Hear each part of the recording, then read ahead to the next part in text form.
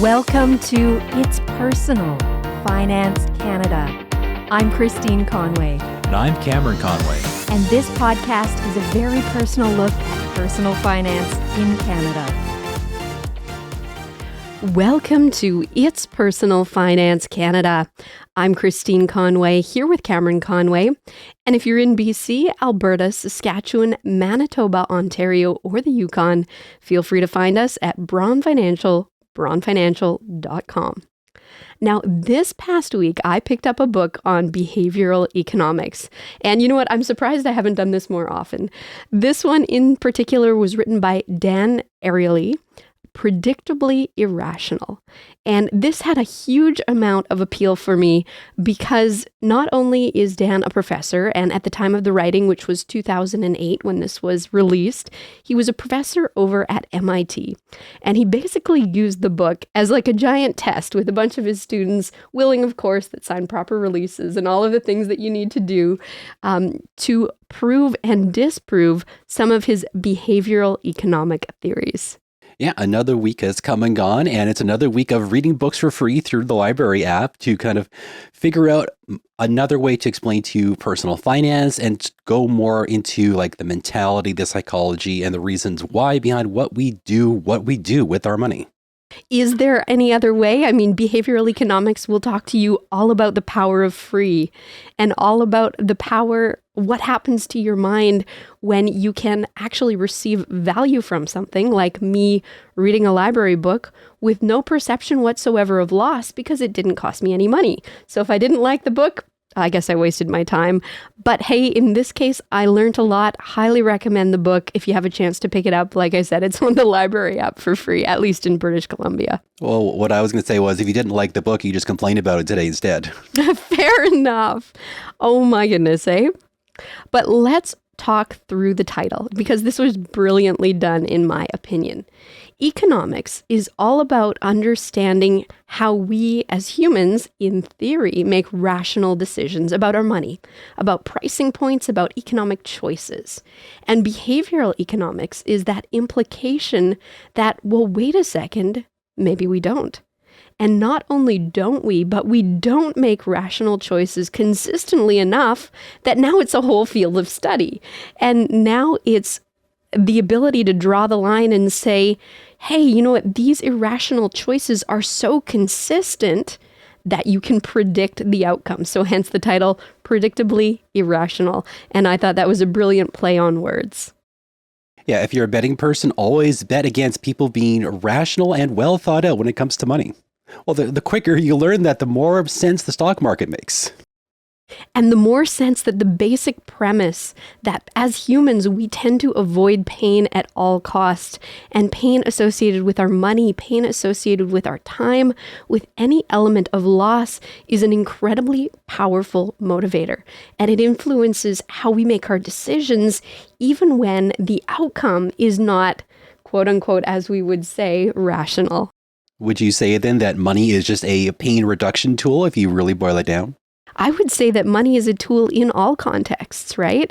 Money is exactly what we make it out to be. And I think that our use of money is the more interesting thing that we have to look at, our motivations behind how we use the money, whether it's basic survival, enhancing our lifestyle, keeping up with the Joneses, or anything along those lines. So let's talk about inflation. This is everybody's topic that we love to hate, right? And we experience it on the daily. I mean, I still can't look at our grocery bill without going, oh my goodness, how do we possibly spend this much money this week just feeding our family? Yeah, it's still hard to walk around the grocery store thinking, oh, a year ago, this was that. Oh, 2 years ago, this cost that. So we won't get too far into inflation. We just want to talk about just the mentality we have when we look at something and think, oh, this was $5 a few months ago. Why is it $10 today? Well, and that's actually an interesting concept that came up in this book, the concept in behavioral economics called anchoring, which is our tendency to judge what something should cost in our mind based on a previous instance or experience of what that price would be. So if I'm walking into the grocery store and I'm expecting bread to cost me XYZ and it's 10 times that, okay, maybe not 10 times, but it sure feels like that some days, then I will have this feeling that this is actually really expensive. So think of anchoring just as the way we judge if something is what we consider to be or perceive to be fair value or not. And inflation is a challenge because we have this natural tendency to go back to a point in time where things cost what we originally experienced them costing. And this is why Cam and I joke all the time about how when we started driving, cost of gas was 60 cents. And hasn't been 60 cents for a while, hey? Yeah, and this inflation talk can catch up because one year your budget is doing great, but then all of a sudden you have to make all kinds of adjustments to it, and a lot of people don't actually go out and make the adjustments to their budget and just try and just make that dollar stretch a little bit further. And what really starts to happen is you just start to feel worse about yourself. Well, and budgeting is so important because it shows us where our dollar can go for us, right? And it gives us this ability to make these decision points, these course corrections along the way. But you're absolutely right, Cam. The budget we made last year, it's irrelevant. It doesn't matter anymore because even if inflation is quote unquote tamed, really the floor of what things has cost now is higher. Right? So we're dealing with this new reality of things just plain cost more. But then we're fighting with something else. And we're fighting with a social perception that our friends, our family, the people around us, their lifestyle doesn't really seem to have changed all that much. So now we have this thing where in our minds, we're feeling like, oh my goodness, is it just me? Am I falling behind? Why can't I keep up? Where the Joneses, my neighbors, all my family, my friends, these people around me, unless we're actively having these conversations, it looks like they're doing just fine, right?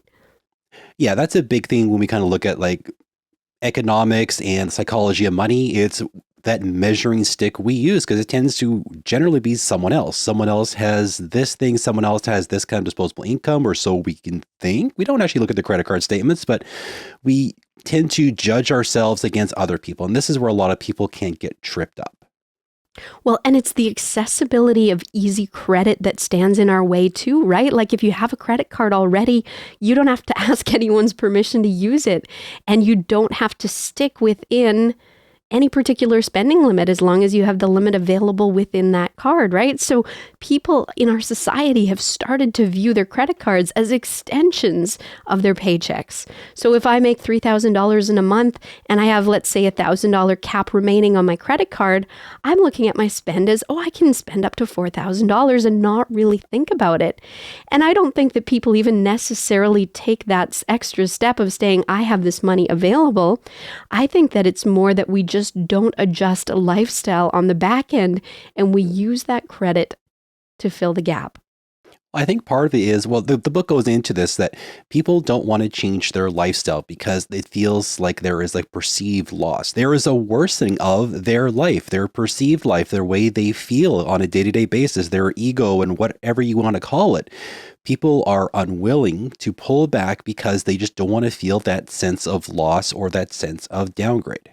Yeah. And I think that in the book, the author explained really well herd mentality in a couple different ways that I hadn't heard before. And I'd like to kind of repeat them a little bit using his examples here. Now, typically when we think about herd mentality, we think about our propensity to want to do what someone else is doing. Or we look at their life and the things that they like, and we look for things called social proof. So in the book, Dan talked about this example where if you see someone standing in line at a restaurant, you think to yourself, hey, someone likes this. This could be a good restaurant. Maybe I should try it one day. And if the next day you see two people standing there, you thought, oh my goodness, more people like this. And then over time, if the line gets longer, that's more social proof. You think, this is an experience I might enjoy. This is something I want to have. And you find yourself getting in line too. Well, you can also look at that the opposite way too. If you go into like Costco or Walmart, another store, and the customer service aisle has just a massive long line of people bringing stuff back, it can make you question, should I be buying stuff from this place? That's a good point, hey? But in his example in the book, he actually took this a little step further. As yes, there's social proof, and yes, there is our propensity to want to live like our neighbors, right? That concept that you can kind of judge someone's perception or perceive perceived wealth by the neighborhood they live in, the house, the size of the house, the cars they drive, all the things that don't really matter, but that we all tend to judge each other by. Wait, are you saying that the solution to financial freedom is just to not have neighbors? Oh my goodness. Live in the country. You've solved all your problems. That's right. Yeah, have the horses and the rabbits and all of that stuff. Not judge you on your lifestyle because, you know, they don't drive cars and live in nice houses either. Yes, sell your $1.5 million bungalow from the 40s that's falling apart. Go get yourself 10 acres somewhere else. There you go. We've solved it, guys. Okay, that's it. Lights off. Let's go home. We're done. No, but let me get back to this concept of herd mentality and our innate desire, our intrinsic desire to want to do what those around us are doing. He had another example that tied this to identity that I thought was really, really interesting. And it went like this. He used the example in the book of Starbucks and this concept that Starbucks, the CEO at the time, had gone to great lengths to make this kind of like a classy place you want to be, nice pastries, high-end coffee, all of that stuff. Everybody knows Starbucks and the Starbucks story. But if you hadn't tried it before, you might see this and say, well, okay, what an interesting experience. I would like to have that experience for myself. So you find yourself going and standing in line. And if you go and you enjoy the coffee and you have a good experience, that is actually going to be used by your mind in the future to judge if you should do it again. So he used the terminology of you start to stand in line behind yourself, behind these previous experiences that you've had with a business, with an organization, with a product.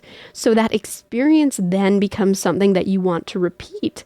And the more positive experiences that you have, the more likely that you over time start to define yourself as the kind of person that goes to a Starbucks or makes these choices consistently. Yeah, it's about finding that place of security, that place of comfort, that place of this is going to be the quote unquote watering hole. I've been standing in the bushes for a while. I've seen 3 or 4 wildebeest go into the water. No one's been eaten yet. So I think it might be okay. But even then, you can develop this idea, oh, I am a Starbucks person. I'm going to do this every single morning. And then something happens like, you know, entire country rises up and just frustrates all of Canada. No one wants to shop in American stores anymore. So I'll try second cup or waves. Jeez. And that's not what the show is about today, folks. But what it is about is if you're seeing this happen, if you're seeing this persistent problem of higher costs, and if you're starting to feel strapped in your own spending, why would you not just do the logical thing and lower your consumption? Change your lifestyle expectation, change where you live, change how you commute. Why wouldn't you just take one of the quote unquote obvious answers that economics would tell us is the quote unquote right thing to do? What do you think, Cam? Well, that would make you a very bad consumer. So you should never do that. That is a terrible thing to do because you are a consumer above all else. Isn't that the way that businesses today would want us to think, right? That we're consumers first and everything else comes second. You're only happy when you spend money. But the author in the book tried to explain why changing lifestyle or downsizing is so hard. And I thought that this was really cleverly done as well. And it's kind of intuitive if you think about it. And it's a perceived loss. Anything that we feel like we're taking away from ourselves or anything that we had prior that we're now saying, okay, prices have gone up. It's harder for me to achieve the same thing that I had before. That's actually a point of pain. And it's built into us to want to avoid pain at all costs, to avoid anything that makes us feel that unpleasant sensation of, oh my goodness, I'm not keeping up. I'm not meeting my social expectations. I'm not in line with who I believe myself to be in terms of the things that I should have. And we happen to live in a society that decides and puts so much value on ownership of things, even if it's just ownership of an idea or a concept or something that we believe in, that we then say, this is part of who I am and this is something I want to stay consistent to. Well, yeah, and because people want to avoid pain, they will just go into debt. They will just essentially just defer the problem to another day. I don't want to feel bad today. I'll feel bad tomorrow, maybe the day after that, or a week after that, or a month after that. But it is just that innate sense to, I just don't want to feel worse about myself. I work hard. I make my money. I should be able to do what I want. And if I have to pull back my lifestyle a bit, then there's that growing, gnawing sense of this just isn't good enough. And just that's where problems start to creep up, especially with debt. Cue the existential crisis, right? But no, it does trigger a whole bunch of other things. Like you said, this idea of maybe I'm not doing this right. Maybe I'm not keeping up. But maybe the deck really has been stacked against us. And maybe it really is a lot harder than it had been in the past to get ahead. And I really like how the author had defined procrastination. He said procrastination is from the word Latin pro, meaning for, and eras meaning tomorrow. So if you look at the actual structure of the word procrastination, you're basically saying this is a problem for tomorrow. And that deferral is actually more pleasant to you because it's you're not experiencing the pain now, right? You're pushing off the problem to a later date.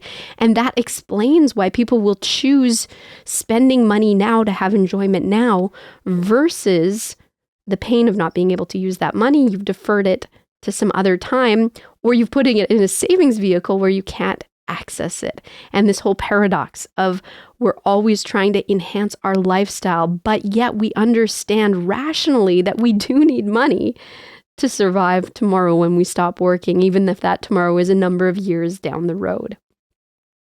So what can we do about procrastination? And I thought this was a really interesting story that the author put into this book. Again, came from his time kind of playing with his MIT students. And this particular survey or exercise that he did was around deadlines. And it really, really spoke to our human nature and our own intrinsic desire to, even with the best intentions, even with the desire to get a good grade in a class at a place like MIT, we will still find ways to procrastinate. So bear with me a little bit as I kind of detail through what the experiment was and what it looked like. So he decided that for one 12-week semester, he would have 3 papers due. That was basically your grade for that semester. And he did 3 different classes, and each class had a different way of submitting their papers. In number 1, the students could choose when their paper would be due. So you had 3 papers, you can choose your own due dates, but once you did so, those due dates would be binding. So you did have to stick to them or get late paper penalties. In the second class, they could pick any deadline they wanted. And one of the students rationalized, why wouldn't we just pick the last day of class and just have everything due at the same time? Now that opens up the whole wide world for procrastination, right? Because you could technically go the whole semester without submitting a single thing and then just turn it all in the last day. Now that couldn't possibly be a recipe for disaster, now could it? And the third one was set deadlines. So no choice for the students, imposed by the teacher. You have 3 papers, they're due on day X, Y, and Z. Who do you think performed the best in procrastinators? In terms of the quality of the paper? And this is how it was measured. Like, who performed the best work? Was it someone that waited until the very end and tried to do it all at once?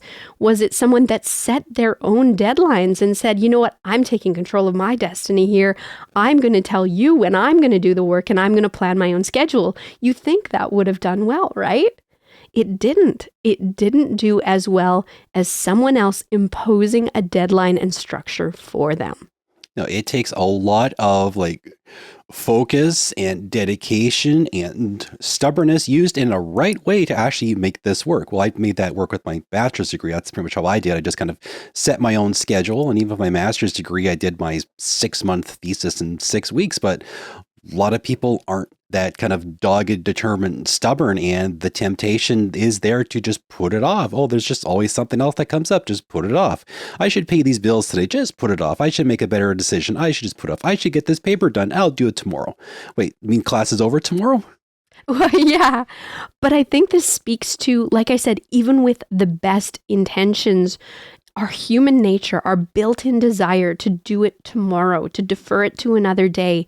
So one of the best things that you can do as it relates to your money, as it relates to your new budgeting process, because hopefully the new economy is motivation to redo the budget and take a look again at where your money is going. Imposed deadlines or imposed hard stops where, yes, on this date, money is coming out of my account. automatically into my savings account.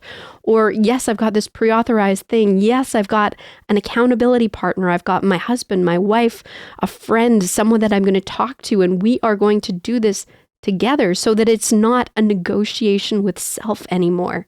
Yeah, that's a reason why like CRA has like a firm tax deadline you must pay by. Otherwise, we just defer it for year after year after year. Can you imagine, hey, if society didn't have rules, if it didn't have these structure, these built-in points where, yes, a calendar year ends here, a tax year ends there, your corporation's year ends here.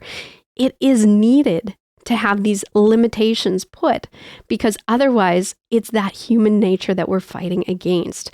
So really, really interesting in your own assessment of what you can do for yourself. Having some structure built in can make all the difference in your ability to reach your own goals.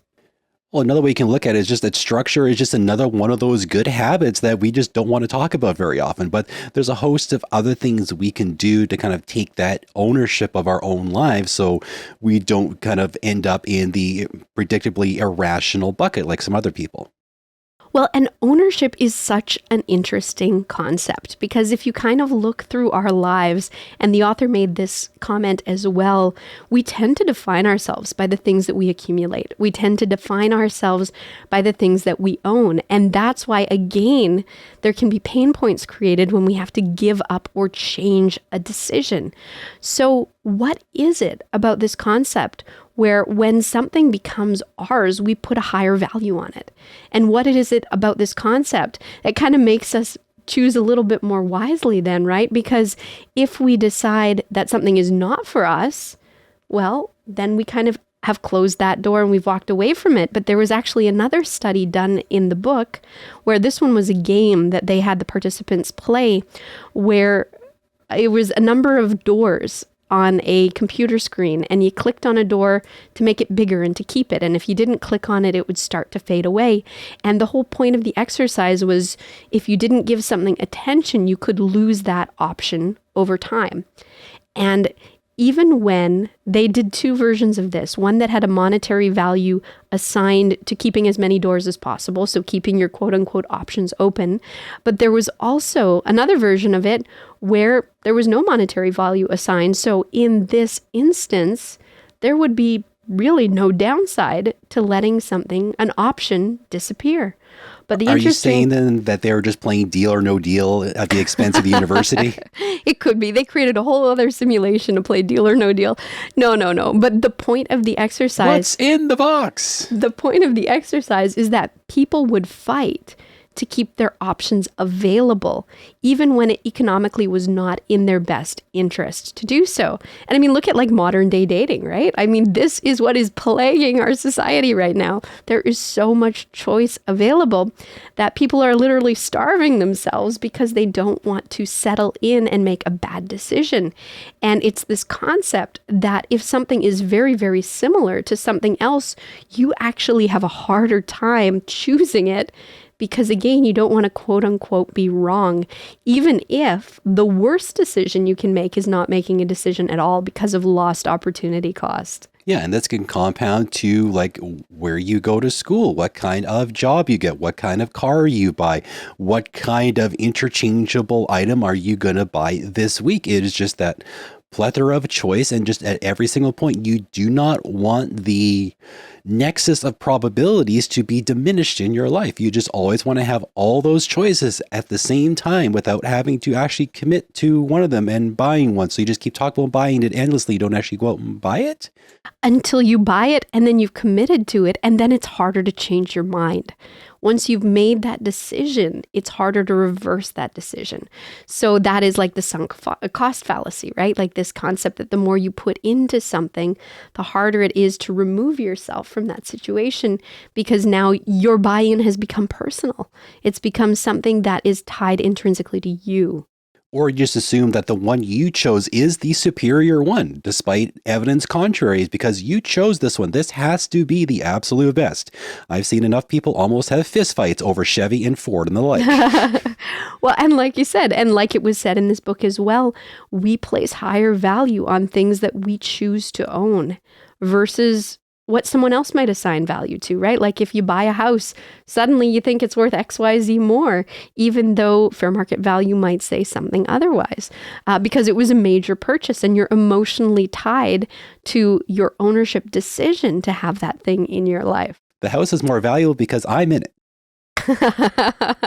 That is a very healthy self-esteem. There you go. Hey. Well, and conversely, just really quickly, he had a whole bunch of studies in there about the power of free, this concept that marketers use all the time to make something so powerfully attractive to people by saying you can have it for free.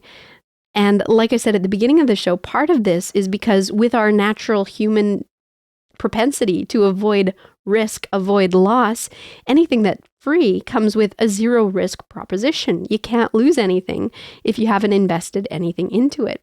And then there was this cool example that he had in the book, and I think this will be the last one we'll do in the show before we wrap it up, where he was selling on campus, quote unquote, Lindt chocolates, which I think we're all familiar with, at 15 cents versus Hershey's Kisses at 1 cent. And 73% of the people that participated in this preferred the Lindt. So they would rather pay 15 cents for that chocolate versus a Hershey's Kiss for 1 cent. And I mean, the Lindt chocolate is the superior chocolate in this context. I don't know. It's actually on record in court that a lot of that stuff is just marketing BS and it's just regular chocolate, according to the lawyers. But it tastes really good. Well, no, but then he did a 1 cent reduction on both. So the Lindt is now 14 cents and the Hershey's Kiss is free. What do you think people did? The statistics flipped. 69% wanted the Hershey's Kiss and only 31% wanted the Lindt. The chocolates are the same. Economics would say the value was decreased by the same amount. Like what happened here? What changed? Value proposition is exactly the same. This is still a Lindt chocolate. This is still a Hershey's Kiss. The price reduction reduced the risk of being unhappy with your choice to basically zero.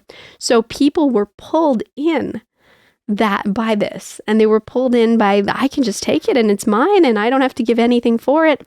There was a huge, powerful psychology behind that. And if you don't believe it, just think back to when you used to do trick-or-treating or when your kids go trick-or-treating and all those subpar candies that you would never buy otherwise are just now suddenly in front of you and you will eat it because it was freely given to you. Well, and that's getting smaller and smaller every year because shrinkflation is real, friends. It really is real. So all of this today is to kind of sum up this concept, which I'm kind of getting into now about behavioral economics and this idea that even though we're really smart people, sometimes the decisions that we make aren't necessarily in line with what logically might be the best or the most economic or the most, sensical choice.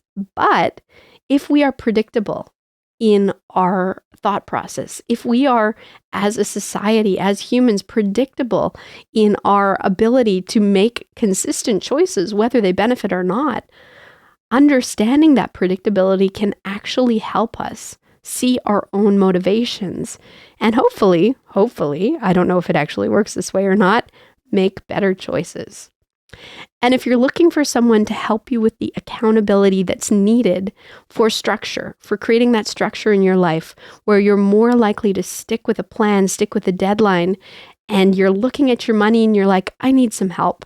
And if you're in one of the provinces that we do business, please feel free to find us at braunfinancial.com. Until next time, take care.